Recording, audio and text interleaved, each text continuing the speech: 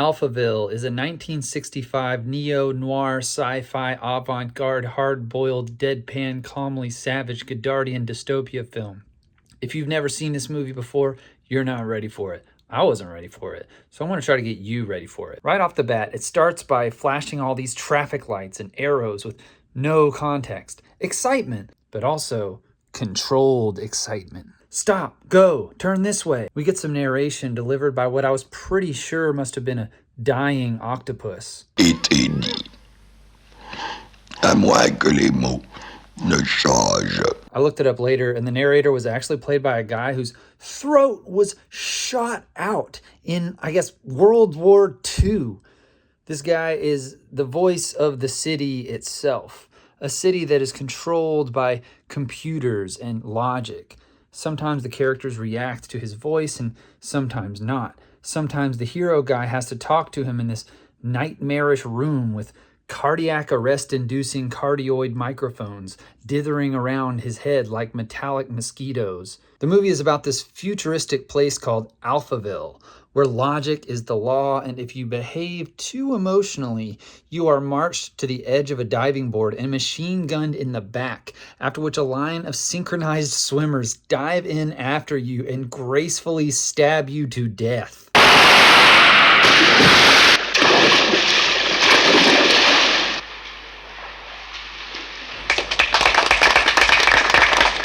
As with all Jean-Luc Godard films, it's hard to guarantee that you will like it.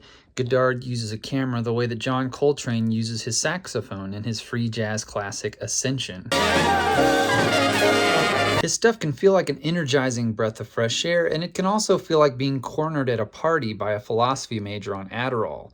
There's a lot of scenes with characters having existential debates about the circular nature of time, for example. And there's a weird undertone to this movie, which is about a man teaching a cold, unfeeling woman like what love is and how love is important and why she should learn how to love.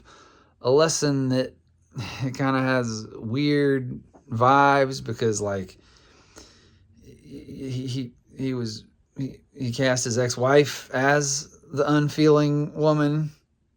It's wild to see a movie from 1965 so accurately predict our current techno dystopia, so much of which exists at the mercy of algorithms and mathematical calculations that no one person understands in its totality. And this is underlined by the fact that Godard represents this future not with science fiction aesthetics, but with slightly off-kilter versions of props and locations taken from his present day.